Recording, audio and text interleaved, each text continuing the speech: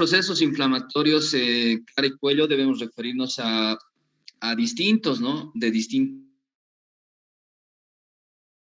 índole y también de eso que debemos diferenciar un proceso de origen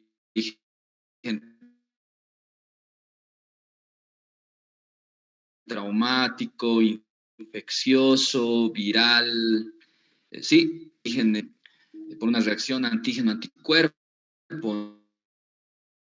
¿no? Una reacción de hipersensibilidad, o simplemente una alergia.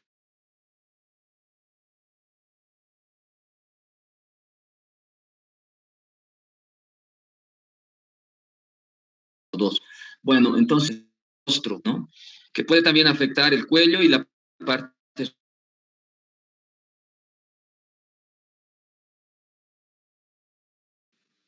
está catalogada así. Como les había dicho, puede tener un origen traumático, ¿no? Una quemadura, etcétera, una lesión, un golpe, una contusión, también por desnutrición, de menor aporte calórico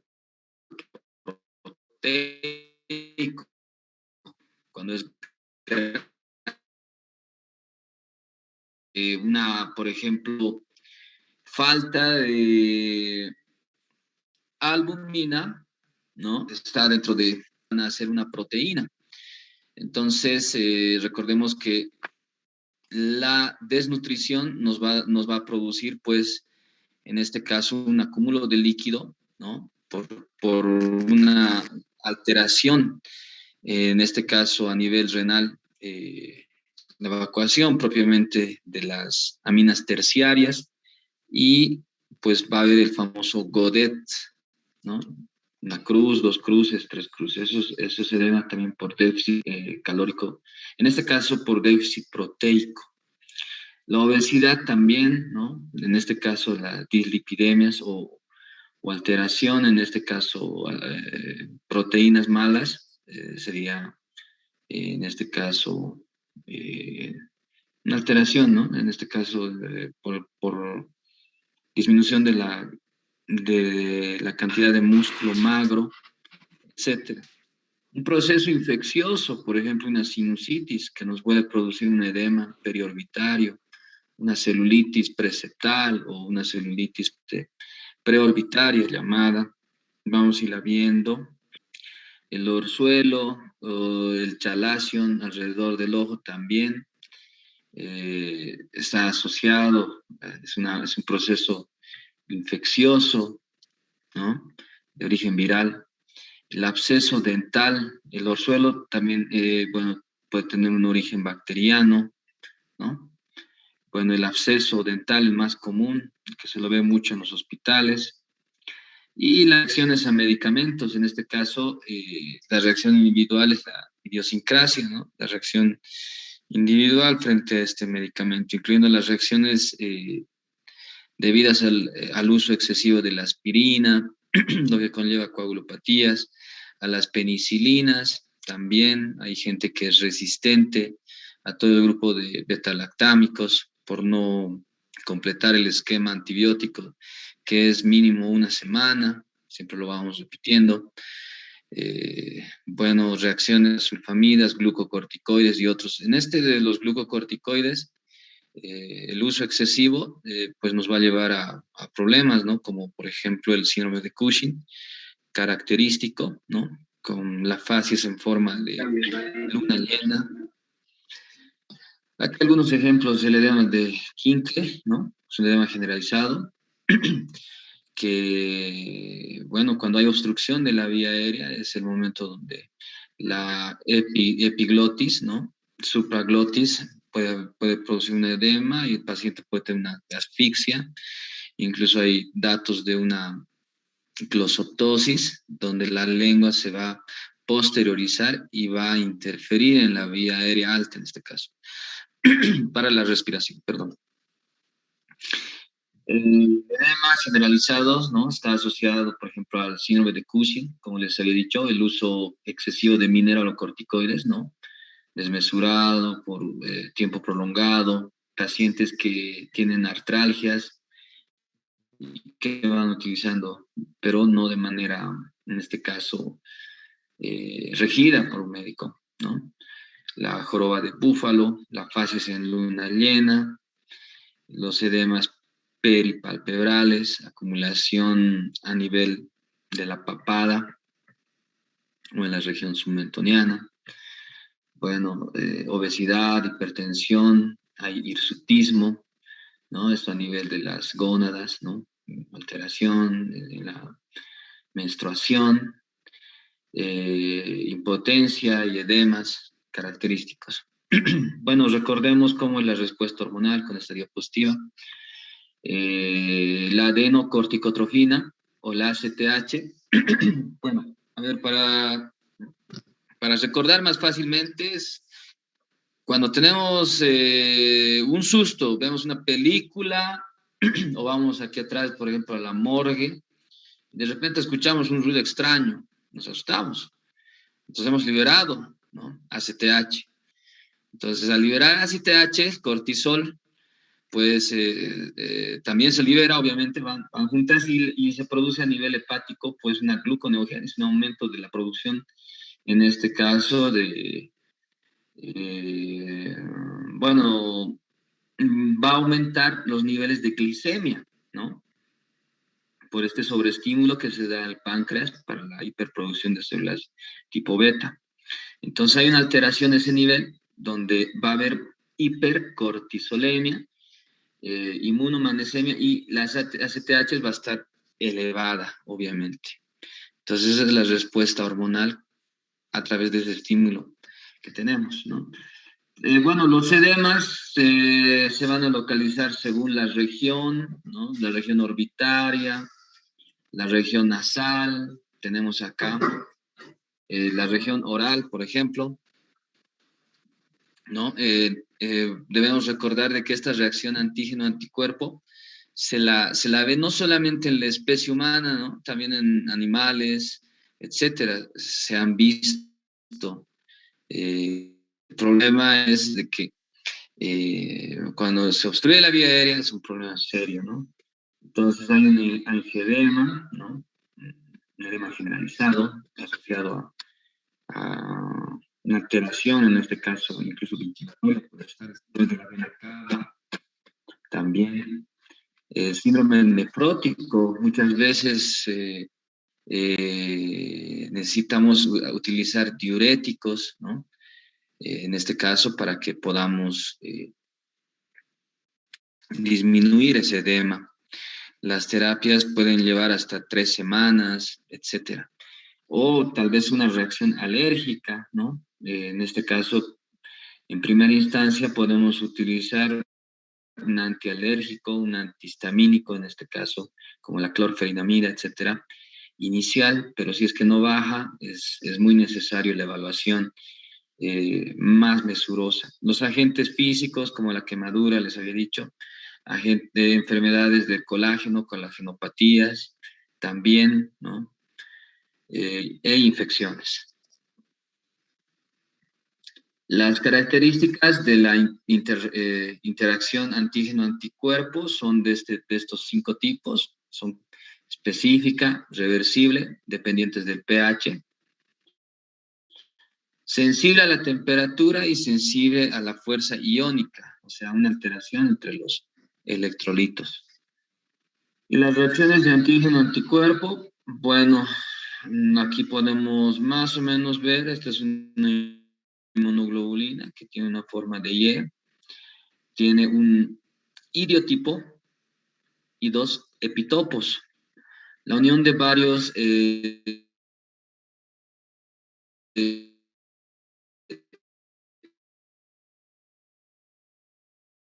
idiotipos, ¿no? Van a formar un elemento patógeno extraño, ¿no? En nuestro cuerpo, ¿no? En este caso que son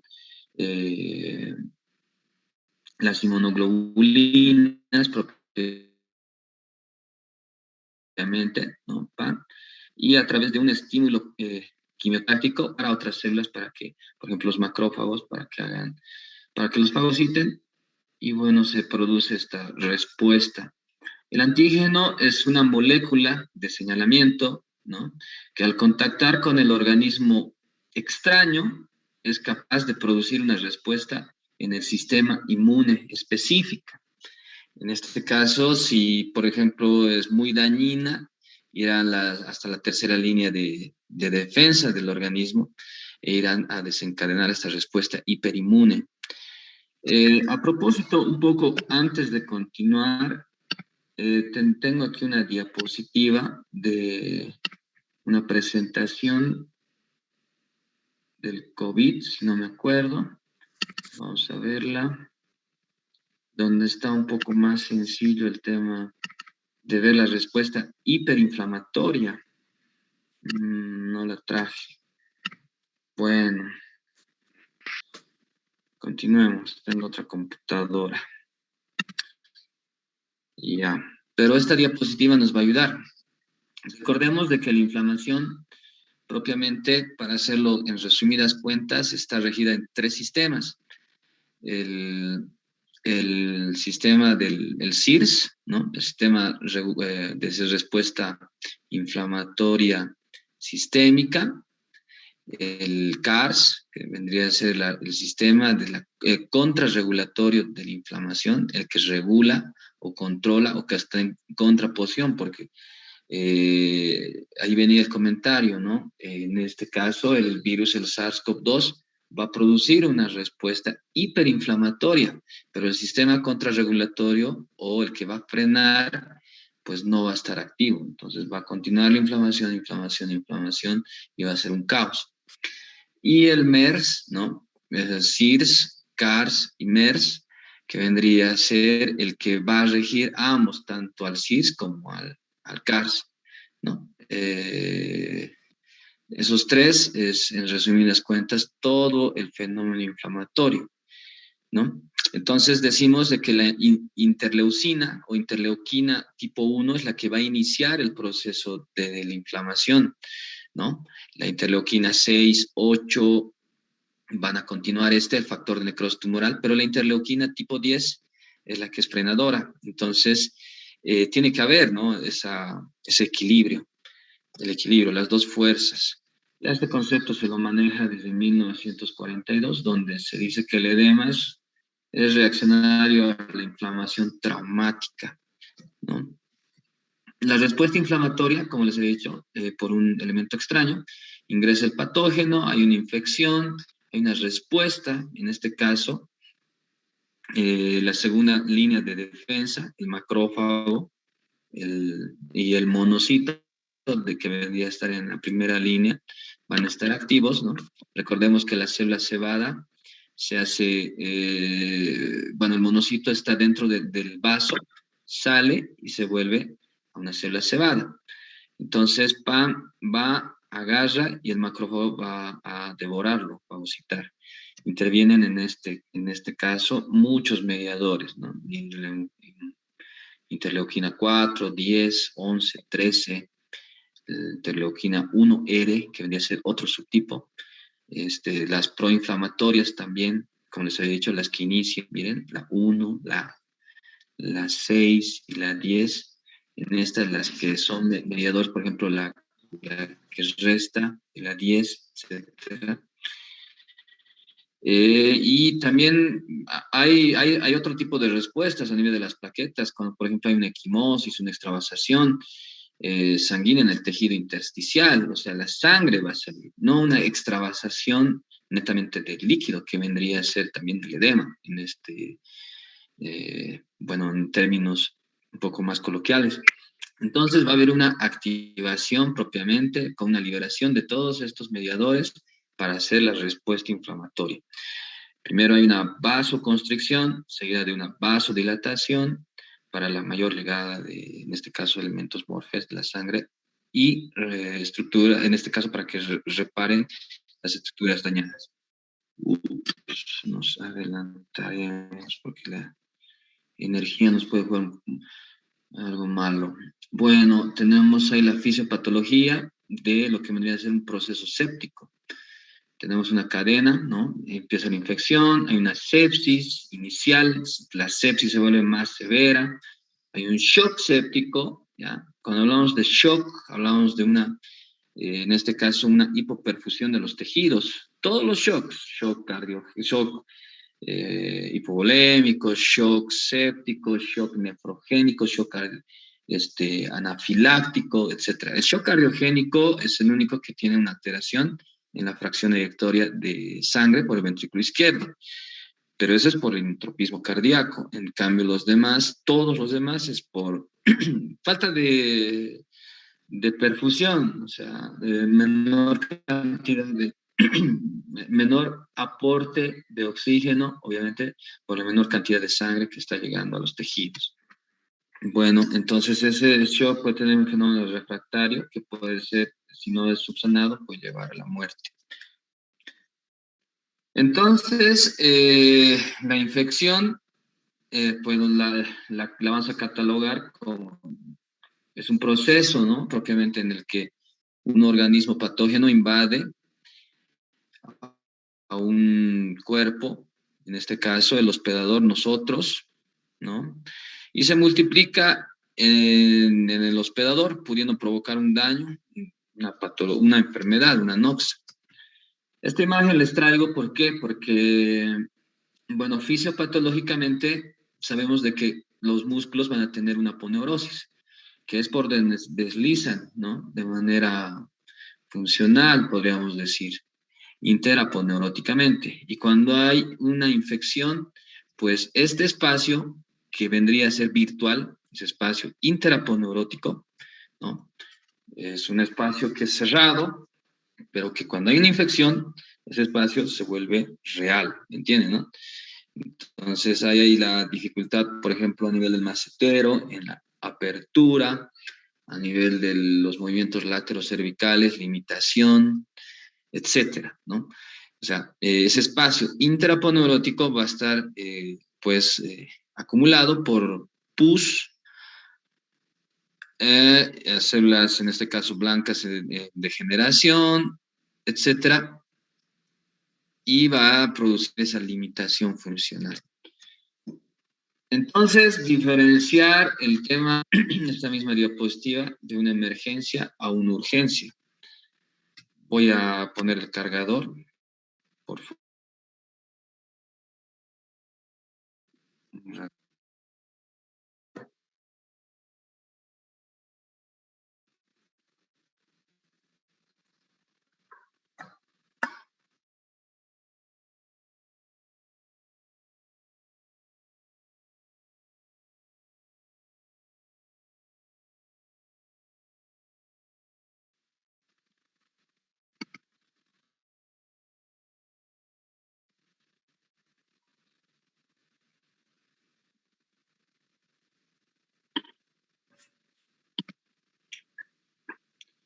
Ahí estamos de vuelta.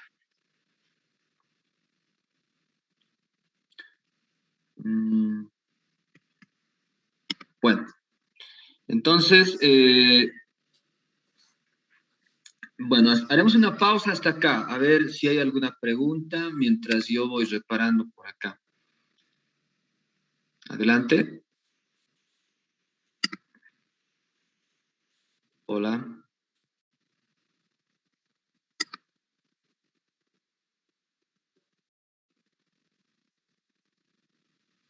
Nada, ¿no? Continuaremos entonces. Bueno, hay infecciones muy severas que pueden prácticamente, pues, condicionar, en este caso, al paciente y llevarlo a la muerte, como la famosa angina de Ludwig, que la vamos a ir describiendo, pues ya. Y hay otros tipos de infecciones que van a ir a hacer una severa destrucción, como este NOMA, ¿no? O cancrum, también que se llama, ¿no? Esta es una foto de una paciente brasilera que le tomaron, donde hay una exposición de los tejidos óseos.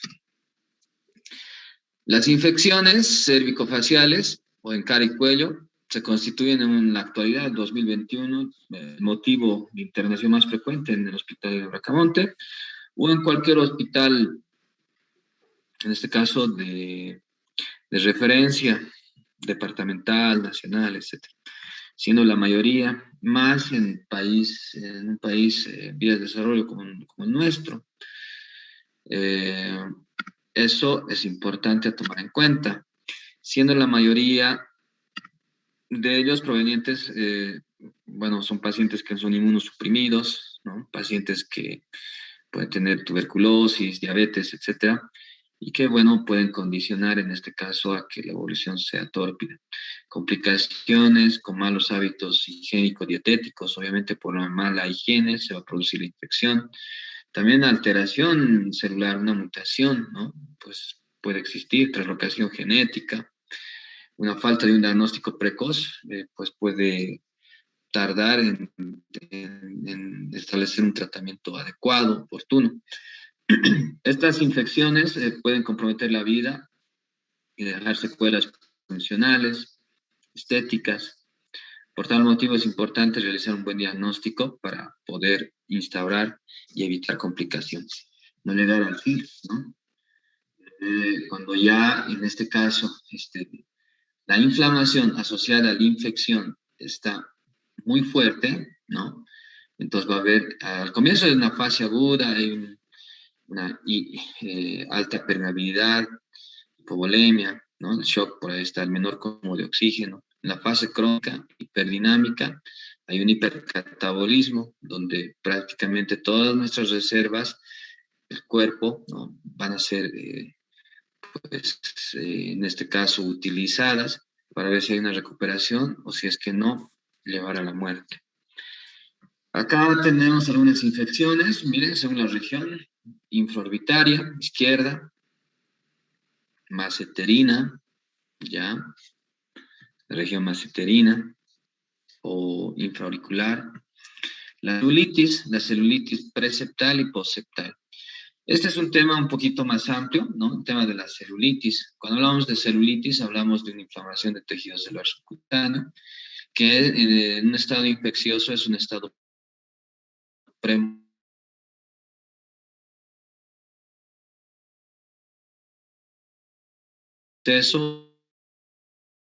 es igual al absceso, pero está en plano más profundo. La celulitis va a tener hasta un 75% de células aeróbicas. En cambio, cuando ya está en estado de absceso o en estado de flegmonoso, pues se invierte esto, siendo hasta un 75-80% de bacterias anaeróbicas.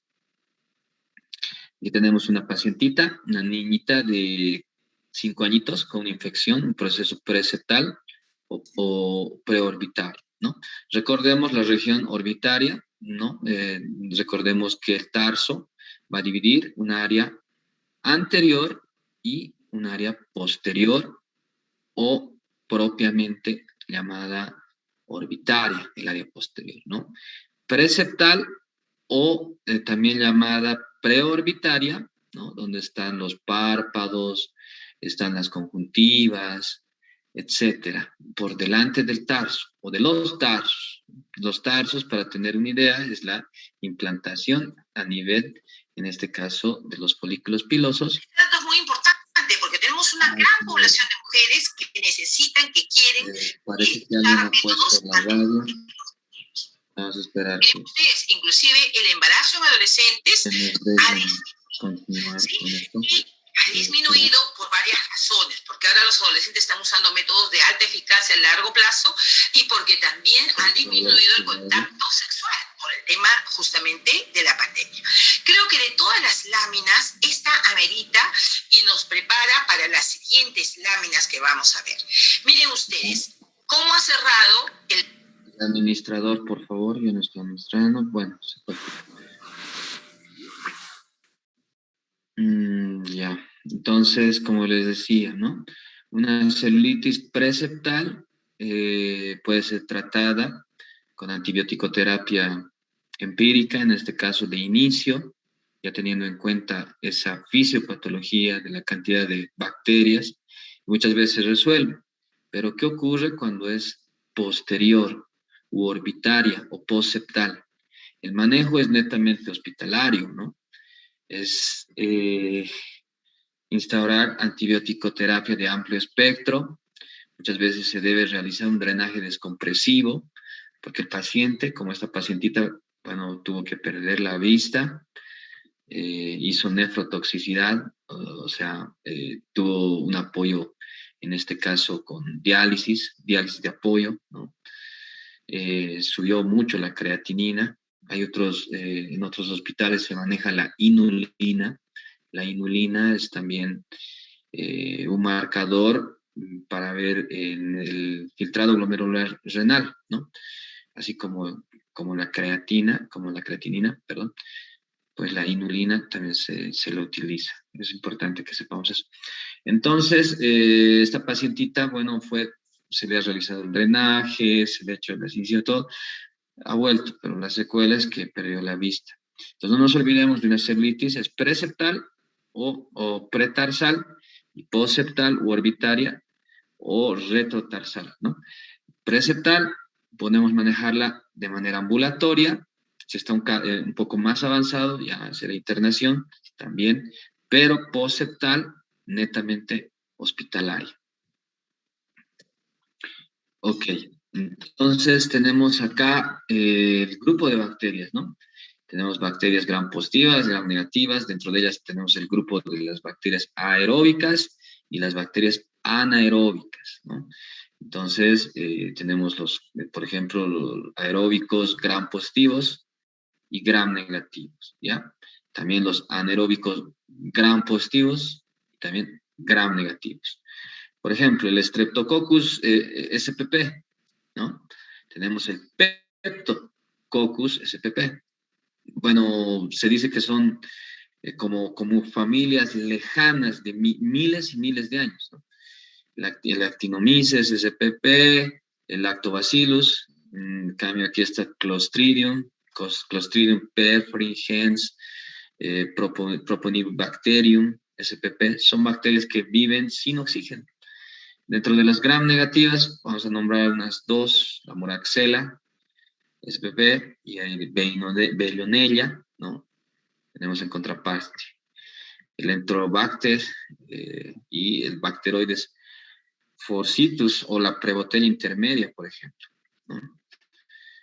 Eso es importante, por eso, tener de inicio una cobertura antibiótica que nos cubra todo este espectro y evaluar los espacios, ¿no? Desde los más superficiales, intermedios, hasta los más profundos. Entre los superficiales tenemos el espacio bucal o maseterino, como hemos visto ese niño, el infraorbitario, el temporal, aquí diferenciar si es temporal profundo o superficial. Tenemos una aponeurosis temporal profunda y temporal superficial. Entonces hemos dicho de que van a ir, este es el tema del acúmulo de la pus, ¿no? A nivel aponeurótico. Entonces, si es una infección a nivel de la aponeurosis temporal superficial, estaría catalogada como un absceso temporal. Pero si es a nivel de la aponeurosis temporal profunda, sería un flemón temporal, ¿no? Derecho, izquierda, etc. El espacio submaseterino también, ¿no? Son espacios superficiales. El espacio submentoniano, submental, que es único, ¿ya? Pues puede conllevar a tener dificultad ventilatoria. No nos olvidemos que está en relación con el espacio sublingual, que es bilateral, derecho e izquierdo, y que va a producir una glosoptosis o una elevación de la lengua, ¿no? Edema en piso de boca, dificultad ventilatoria, dislalia, disfagia, odinofagia, etc. Y el espacio submaxilar, ¿no? Ya sea bilateral, como en la angina de Ludwig, asociado más al espacio submental, y los espacios sublinguales, esos 5 espacios van a ser la famosa angina de Ludwig. Bueno, tenemos otros espacios profundos. Tenemos el espacio pterigomandibular, ¿ya? Que está en la fosa pterigomandibular propiamente. Laterofaringio, en este caso laterofaringio derecho, izquierdo. Estos tres hacen el espacio perifaringio. Vuelvo a repetir. El espacio pterigomaxilar está propiamente en la fosa pterigomaxilar o pterigoidea, o también la fosa pterigomaxilar, pterigoidea, ¿no? Y estos tres espacios, aquí son dos, ¿ya? Laterofaringio izquierdo y el retrofaringio o pretraqueal, ¿ya? Que es este único. Estos tres, ¿ya? Estos dos y ahí está. Para las más sencillas, van a ser el espacio perifaringio. Ojo, no se confundan. Laterofaringio derecho izquierdo más retrofaringio, los tres forman el espacio retrofaringio. El espacio, en este caso, perifaringio. Parece un trabalengua. Bueno, aquí la diseminación de origen odogénico, donde vemos obviamente el tema de una caries y que va a pasar a nivel del ápice o de la punta y va a ir a un espacio, por ejemplo, aquí a nivel del paladar, o puede subir a nivel sinusal, ¿no? O hacerlo, miren cómo se va hacia el espacio pterigoideo, aquí hacia abajo, al espacio sublingual, submaxilar, espacio infraauricular o masseterino, etc. Entonces, podemos catalogar una infección si es primaria, cuando está circunscrita a un lugar o localizada, y una infección secundaria o diseminada, ya no localizada. Será importante realizar un buen diagnóstico, ¿no? Valerse de la anamnesis presurosa. Por ejemplo, tal vez el paciente fue a los baños de Chaquí y tenía yo una herida en el pie, entonces por ahí ingresó. Bueno, podemos tener una idea de que ingresó la bacteria, la Pasteurella hidrofítica, por ejemplo, que es común en el agua. Entonces, tener en cuenta mucho la anamnesis para poder instaurar la medicación correspondiente. Dentro del examen clínico, obviamente hacer la inspección, ver la tumefacción, el aumento de volumen, la consistencia. Si está en un estado eritematoso, pues estará más para una celulitis, o si está de una coloración amarillenta, estará más para un absceso, más fluctuante, más circunscrito, ¿no? Ver los bordes, si son irregulares, si son difusos, por ejemplo, será una celulitis, si son regulares, está más para un absceso, un flemón, etc. La palpación, generalmente en las infecciones, ya sea una palpación superficial o profunda, es dolorosa. La percusión también, obviamente. La auscultación, podemos auscultar, agarrar el fonendoscopio y poder auscultarla. Incluso hasta podemos hacer una visión con el celular, ¿no? Agarramos el celular y obviamente con los recaudos necesarios y a trasluz podemos enfocar y ver si hay, en este caso, paso de luz o no, para diferenciar de una tumoración más sólida. Bueno, la observación, obviamente, el paciente va por la mala higiene, va a tener una fetidez tremenda, ¿no? Entonces van a ayudar en el diagnóstico. Y eso complementar con estudios de gabinete, ¿no? Tenemos ahí, por ejemplo, un hemograma, donde el hemograma se va a expresar propiamente una leucocitosis, un aumento de glóbulos, en este caso blancos, que es parámetros más sencillos entre 5.000 a 10.000. Entonces hablamos de una leucocitosis, ¿no? El aumento de la disminución a leucopenia. ¿Por qué les hablo un poco haciendo mucho énfasis en esto, mis estimados geniecillos? Porque si tenemos, por ejemplo, una leucopenia, no podemos utilizar un antibiótico bactericida. Tendremos que utilizar un antibiótico bacteriostático. ¿Por qué? Porque hay una leucocitosis, ¿no?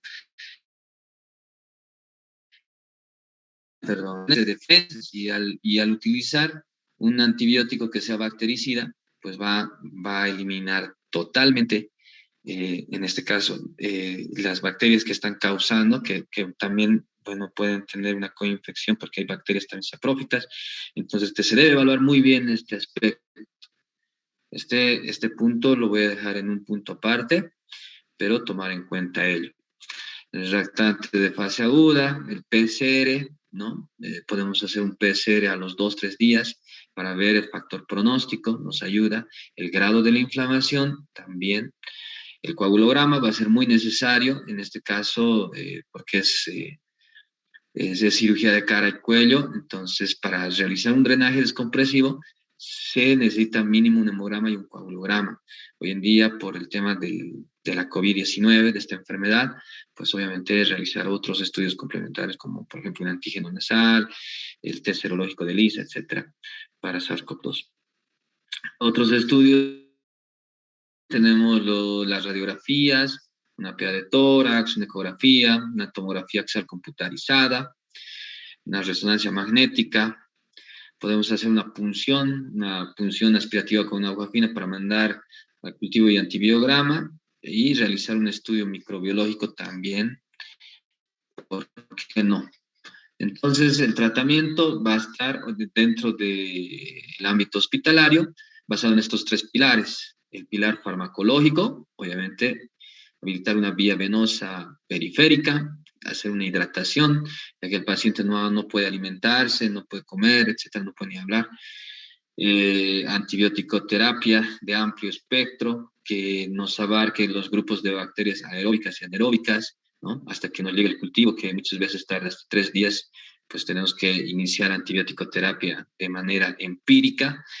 Si bien es empírica porque no es específica, pero también con criterio, en este caso científico, y criterio clínico, mis estimados amigos.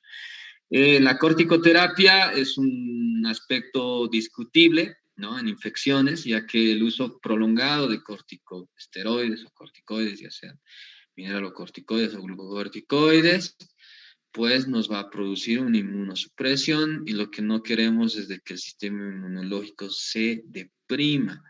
También queremos que reaccione. Pero obviamente en procesos infecciosos, donde hay edema de glotis, donde el paciente con una angina de Ludwig no va a poder respirar, etcétera, entonces se tiene que utilizar corticoterapia para hacer una bronco, en este caso dilatación, y mejoremos el calibre de la vía aérea, ¿no? La terapia analgésica y terapia con otras medicaciones más, como ser, por ejemplo, antieméticos,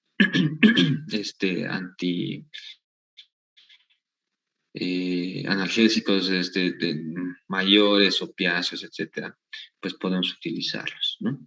El pilar quirúrgico va a estar destinado a hacer el drenaje descompresivo, que no es solamente una incisión. Evidentemente, iniciamos con una incisión vertical, incisa, ¿no?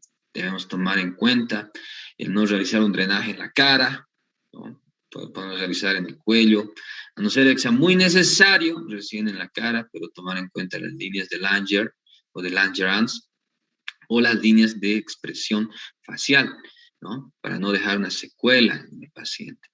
Entonces, realizar la incisión con una pinza Kelly o Halsted, ¿no? O mosquito también, que se llama, ¿no? La pinza Halsted. Puedes realizar divulsiones Roma. ¿Por qué? Porque es un panal de abejas, tiene trabeculado, tiene trabéculas en este caso, ¿no? Entonces hay que comunicar esas paredes de las trabéculas realizando divulsiones.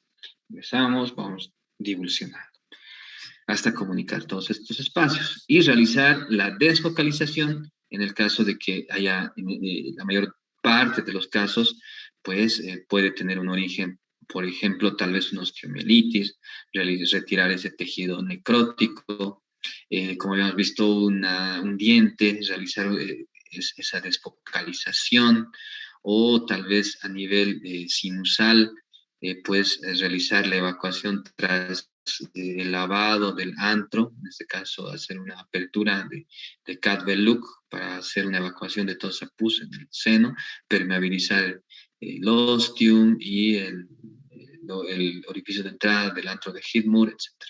realizar la desfocalización. Y la vía aérea, obviamente, ¿no? Se tendrá que realizar una intubación. Perdón. ¿Cómo está? En este momento estoy en clases. En este momento estoy en clases. Más tardecito puedes llamar, por favor, estoy en clases. Te ruego.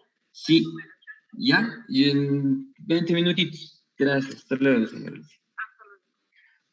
Bueno, entonces, la intubación es muchas veces muy dificultosa, ¿no? Por eh, por el edema supraglótico y las características que tiene bueno, esta infección, pues, eh, pues se necesita mucha experiencia, a veces un equipo de vía aérea difícil que se utiliza por anestesiología, y si es que no se va a poder realizar intubación, la traqueostomía estará indicada si ameritara. También esto, sin infección, está muy protruyente, etcétera, hasta la traqueostomía, pues va a ser contaminante. Entonces es necesario evaluar esto. Pero mantener en este caso, la vía aérea. Bueno. Hola. ¿Cómo está, doctorita? Le cuento que estoy en clases, dígame. Sí, doctora. Sí, más tardecito, si no, doctora. A media horita, algo así. Por favor. Sí, gracias. Gracias, doctora. Un saludo. Hasta luego, doctora. Perdón, mis estimados. Entonces, como vemos en este caso, tenemos esta niña, es una pacientita de 9 años, ¿no? Que le hemos visto. Y ya tenía una formación oscura a este nivel del absceso propiamente del cúmulo de pus. Y a esto llamamos una fasciitis necrotizante, este halo oscuro, que ya es tejido de licuefacción o tejido necrótico, ¿no? Vemos como tras hacer el drenaje, pues todo este tejido ha ido, en este caso, era tejido necrótico, ¿no? Se ha hecho el retiro de ese tejido y posteriormente, bueno, esto llegaba hasta el hueso, se tiene que hacer un colgafase una vez de que se ha controlado la infección. Entonces, las bacterias, como les había dicho, ya existían hace mucho, empieza un grupito pequeño, proliferan y se diseminan.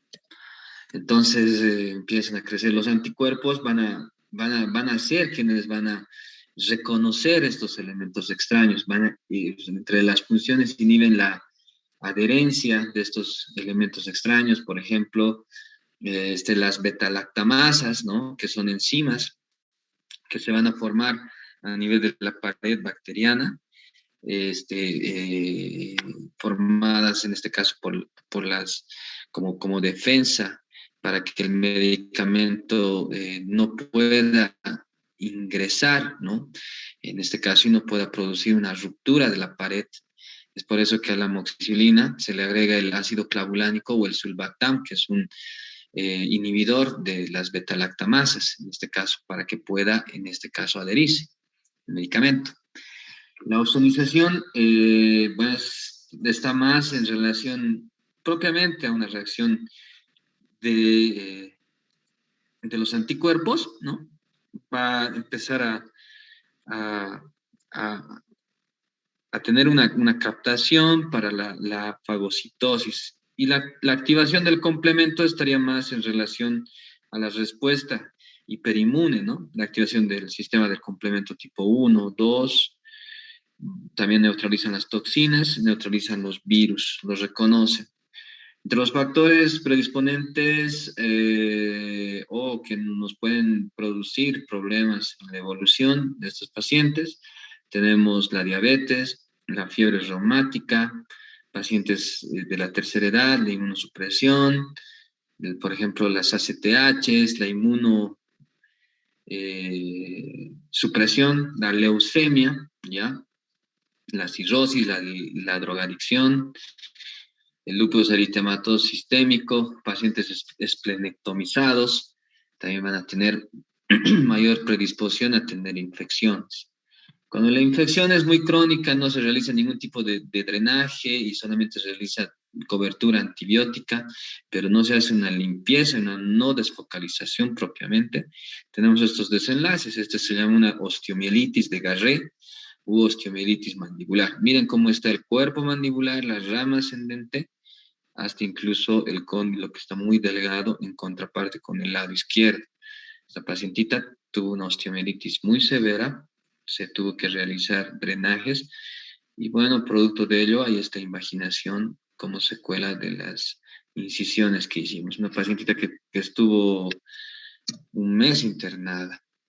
Alteraciones que nos van a producir, obviamente, por el tema de ya la osteomielitis, va a haber una asimetría en el desarrollo facial, una retrognatia, ¿no? Una famosa facies o perfil en forma de pájaro, ¿no? Donde el tercio inferior es más retraído.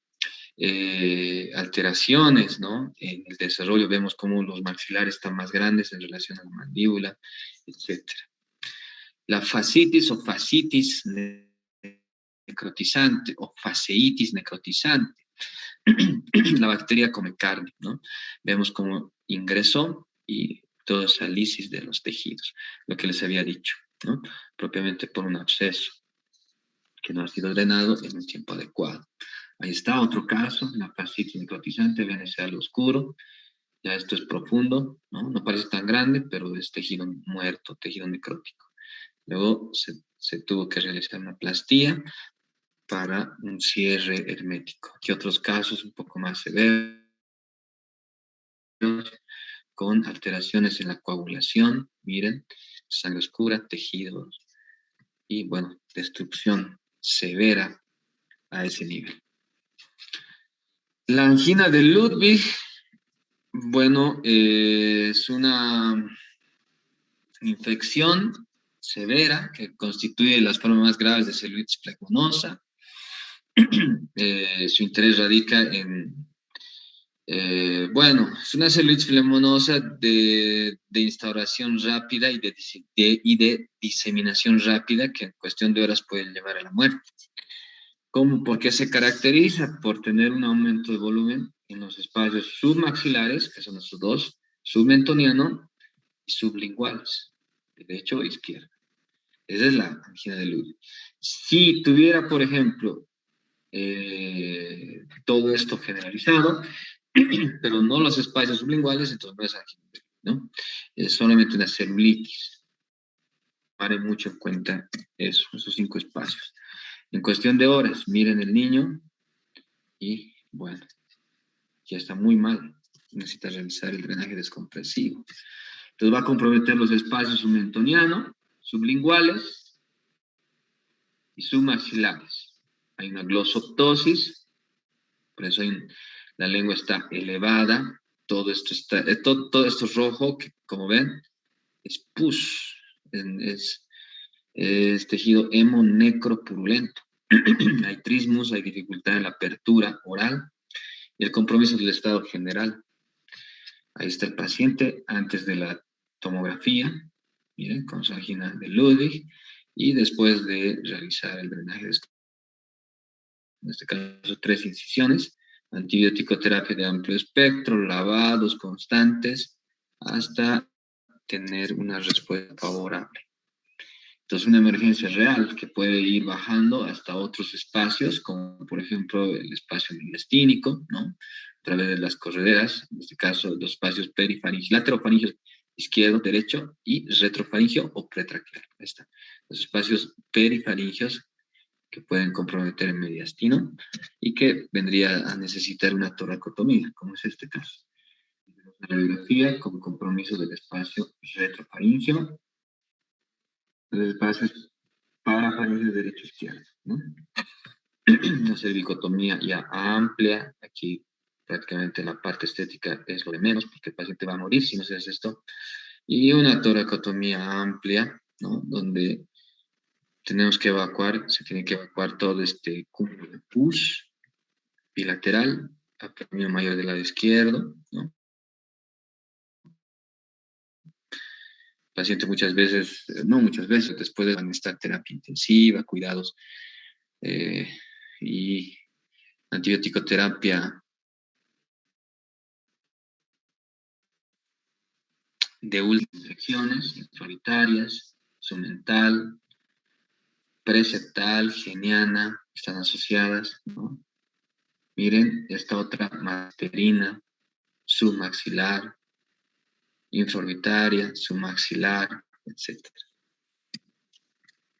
Otros casos, ya drenados, preseptales. Es una pacientita que tuvo una mediastinitis, la mandamos al Instituto Nacional Tórax, está todavía por acá, está viva, ¿no? Algunos casos que se pueden enviar, pues, para su mejor resolución, pues, ¿por qué no? Para que se realice la toracotomía por cirugía torácica. Y este es un jugador de Real Potosí, ¿no? No, ese es de Pichincha. También llegó, estuvo en terapia intensiva. Y una señora embarazada también. Todos distintos, ¿no? Sofocar el microorganismo y a producir la virulencia. Esos son otro tipo de infecciones. Lo voy a dejar para la siguiente clase. A ver, hasta acá, si hubiera alguna pregunta, me parece que ya estamos 1 hora, entonces sí, va a ser no tan pedagógico continuar. Lo demás vamos a dejar para la siguiente clase. Hola, estimados genios. Doctor.